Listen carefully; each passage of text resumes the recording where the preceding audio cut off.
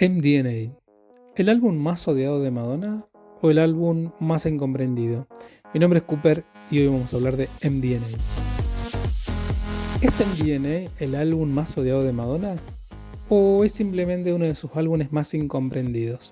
Si te gusta MDNA, quédate porque hoy vamos a meternos profundamente en este disco.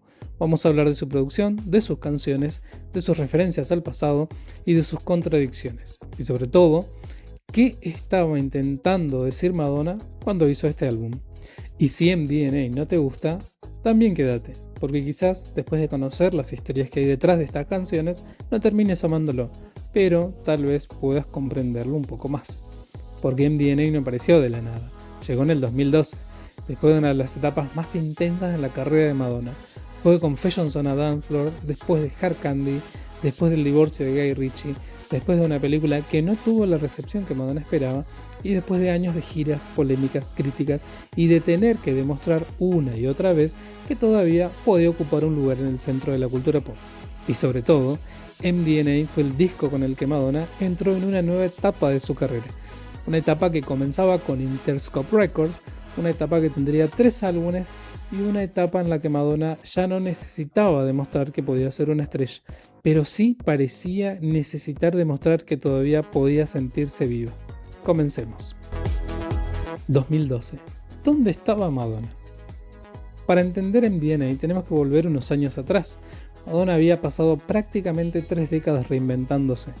En los 80 había construido una identidad. En los 90 la destruyó para volver a construir otra.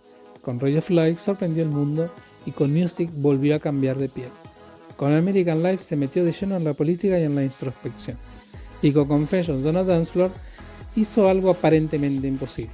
Tomó su propia historia y la convirtió nuevamente en música de pista. Pero después llegó Hard Candy, un álbum mucho más orientado al pop y al R&B del momento, producido junto a nombres como Timbaland, Justin Timberlake y The Neptunes. El disco funcionó comercialmente, pero para una parte importante del público apareció una sensación. ¿Madonna estaba siguiendo las tendencias en lugar de crearlas? Y esa pregunta iba a acompañarla hasta MDNA. La mujer detrás del personaje.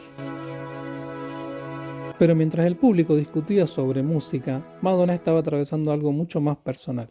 Su matrimonio con Guy Ritchie había terminado en el 2008, y aunque Madonna ya había utilizado experiencias personales en su música muchas veces, esta vez algo era diferente.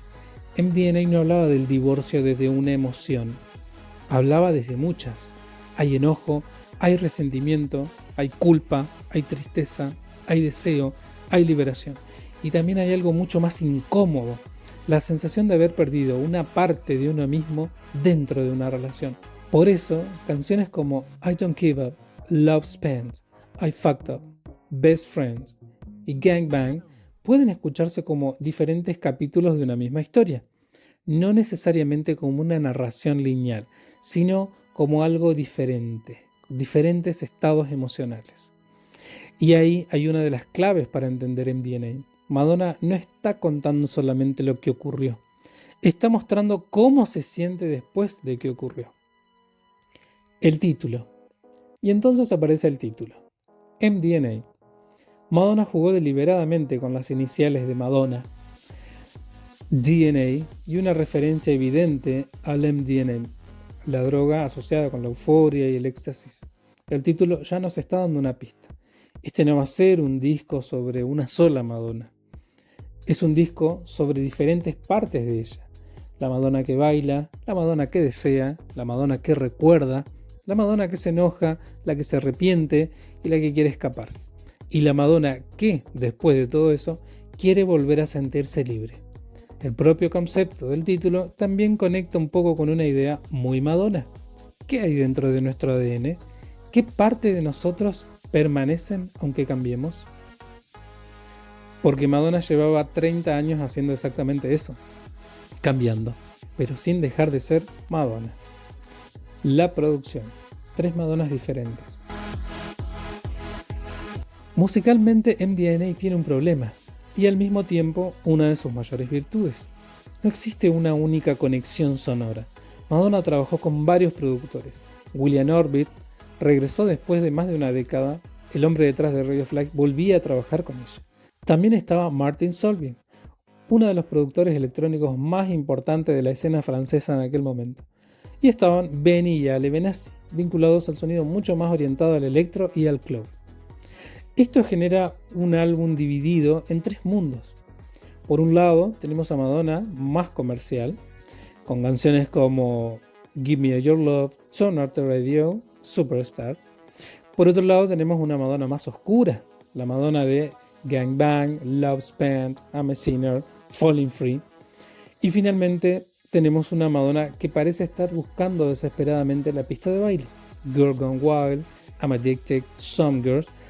Y quizás ahí aparece la verdadera pregunta: ¿es MDNA un álbum incoherente? ¿O estamos escuchando deliberadamente a una persona emocionalmente fragmentada? Girl Gone Wild. Volver a la pista. El álbum comienza con una confesión. Madonna quiere ser buena, pero no puede. Y ahí aparece nuevamente uno de sus grandes temas: la tensión entre el pecado y la libertad. La chica católica, la mujer sexual, la mujer que desafía las reglas y la mujer que sabe perfectamente lo que se supone que debería ser y decir, pero hace otra cosa. Musicalmente, Girl Gone Wild mira hacia atrás. Hay ecos de Confessions on a Dance Floor, hay ecos de la Madonna de los 80. Incluso la introducción recupera elementos de Act of Contrition de Like a Prayer. Es como si dijera: sí, ya hice esto, pero también esto forma parte de mi ADN. Y quizás esa sea una de las ideas centrales del álbum. Gang Bang, cuando la fiesta se vuelve oscura. Y entonces el disco cambia completamente de rumbo. Shot You Dead. ¿Qué demonios acaba de pasar? Gang Bang es probablemente uno de los momentos más extremos de MDNA y también uno de los más incomprendidos, porque no estamos frente a una canción romántica, estamos frente a una fantasía de venganza. Madonna convierte la rabia en una escena cinematográfica. Hay violencia, hay sexo, hay humor negro, hay exageración y hay una estética casi de película. Y también hay una referencia evidente al universo cinematográfico de Guy Ritchie. Pero lo interesante es que Madonna no está intentando ser realista, está teatralizando la furia. Es la fantasía de llevar a cabo una emoción al extremo. Y eso es algo que Madonna siempre hizo. Cuando una emoción era demasiado grande para expresarla normalmente, la convertía en un espectáculo. I Don't Give a, la Madonna que sobrevivió. Si Gang Bang es la rabia, I Don't Give a es la reconstrucción. Acá Madonna habla de lo que significó intentar ser esposa, madre, artista y empresaria al mismo tiempo. Aparece una frase que resume perfectamente el conflicto. Intenté ser la esposa perfecta. Intenté ser quien esperaba que fuera. Y me fui apagando. I Don't Give a puede sonar superficial si solamente escuchamos su producción, pero cuando la ponemos dentro del contexto del álbum, empieza a adquirir otra dimensión. Porque Madonna no está diciendo simplemente no me importa nada. Está diciendo ya no voy a permitir que otra persona defina quién soy. Y esa es una idea profundamente Madonna. Love Spent, cuando el dinero se convierte en el amor. Y después aparece una de las canciones más interesantes del álbum, Love Spent. Porque acá el divorcio deja de ser solamente una emoción. También se vuelve económico. ¿Cuánto vale una relación? ¿Cuánto vale el amor? ¿Te habrías casado conmigo si yo hubiera sido pobre? La pregunta es brutal. Y debajo de una producción electrónica aparentemente fría, aparece una mujer preguntándose si el amor y el dinero terminaron mezclándose demasiado. Por eso MDNA funciona mejor cuando dejamos de escucharlo como una colección de singles y empezamos a escucharlo como un relato psicológico. William Orbit y el espejo de Radio Flag. Y acá tenemos una de las grandes decisiones del álbum, William Orbit, el productor que ya transformó a Madonna en 1998, regresaba una vez más, pero en una nueva etapa. MDNA es el otro Radio Flag, no, y creo que por eso justamente ahí está parte de la decepción de algunos fans. Para muchos que esperaban que William Orbit volviera a producir otro milagro, pero MDNA no es Radio Flag, porque Madonna tampoco es la misma mujer. En 1998 estaba atravesando una transformación y en 2012 estaba intentando sobrevivir a una de las consecuencias de varias transformaciones. Por eso, canciones como I'm a Sinner, Love Spent y Falling Free no deberían escucharse esperando encontrar un segundo Frozen.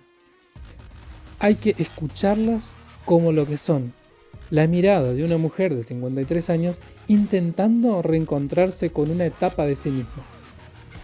¿Por qué MDNA divide tanto a los fans? Porque probablemente cada persona esperaba algo diferente. Los fans de Ray of Light querían profundidad. Los fans de Confessions querían una nueva obra maestra disco. Los fans de American Life esperaban introspección. Y quienes disfrutaron de Hard Candy querían grandes canciones pop. MDNA intenta hacer un poco de todo, y justamente por eso puede parecer que no termine de ser nada. Además, llegó después de una de las etapas en la que Madonna ya era una institución, y cuando sos Madonna, la vara no está en el piso, está en el techo. Una canción que para cualquier artista pop podría ser simplemente buena, para Madonna es comparada con Into the Groove, Like a Prayer, Vogue, Frozen, Music, Hang Up, y eso cambia completamente la percepción. Las críticas originales fueron muy divididas. MDNA recibió elogios por su oscuridad y su energía y momentos más personales, pero también fue acusado de ser frío, poco cohesivo y demasiado preocupado por sonar contemporáneo. El gran error: escuchar MDNA como si fuera un greatest hit. Creo que uno de los grandes errores para escuchar MDNA es esperar que cada canción tenga ese poder de un clásico, porque no funciona así. MDNA no tiene la perfección conceptual de Ray of Light, no tiene la arquitectura de Confessions on a Dance Floor y no la provocación de Erótica, pero tiene algo que quizás sea mucho más incómodo: contradicciones. Es un disco que puede pasar de una fantasía de asesinato a una canción sobre enamorarse, a una canción sobre dinero, a una canción de celebración de libertad, y termina con una balada como Falling Free. Y quizá eso no sea un defecto, quizá sea exactamente el punto. Madonna contra el tiempo. Hay otra dimensión que no podemos dejar de ignorar. En 2012, Madonna tenía 53 años, y la industria del pop estaba obsesionada con artistas mucho más jóvenes: Lady Gaga, Katy Perry, Rihanna, Nicki Minaj. La pregunta que rodeaba a Madonna era inevitable: ¿todavía puede competir? Y Madonna respondió de la manera que mejor conocía: trabajando, grabando, bailando, entrenando, creando y haciendo un espectáculo gigantesco en el Super Bowl. MDNA nació en medio de esa presión. Por eso algunas canciones pueden sonar como una mujer intentando demostrar que todavía pertenece a la pista de baile, pero quizás haya una lectura más interesante. Madonna no estaba intentando demostrar que tenía 25 años, estaba intentando demostrar que a los 53 todavía podía decir y decidir quién quiere ser. Entonces, ¿es MDNA un mal álbum? Y acá tenemos que hacernos una pregunta que probablemente muchos estaban esperando. ¿Es MDNA un mal álbum? Mi respuesta es no, pero tampoco creo que sea una obra maestra. Y ahí está precisamente lo interesante. Es un álbum irregular, tiene canciones extraordinarias, tiene canciones discutibles, tiene momentos brillantes y tiene momentos en los que Madonna parece estar jugando con fórmulas que ya conocemos. Pero también tiene algo que con el tiempo empezó a hacerse más evidente. Es mucho más personal de lo que parecía. En 2012, algunos críticos lo escucharon como un producto frío. Otros encontraron detrás de esa frialdad una Madonna profundamente emocional. Rolling Stone, por ejemplo, lo interpretó como un disco de divorcio, en el que la música bailable funciona casi como una forma de terapia. Y quizá esa contradicción sea la esencia de MDNA. ¿Incomprendido? Entonces, ¿es MDNA el álbum más odiado? Probablemente no. ¿Es uno de sus álbumes más divisivos? Sin dudas. ¿Es perfecto? No. ¿Tiene canciones que envejecieron mal? También. ¿Tiene canciones que merecen ser reivindicadas? Absolutamente. Pero quizás la pregunta más interesante no es si MDNA es bueno o malo. Quizás la pregunta sea: ¿Qué estábamos esperando de Madonna en el 2012?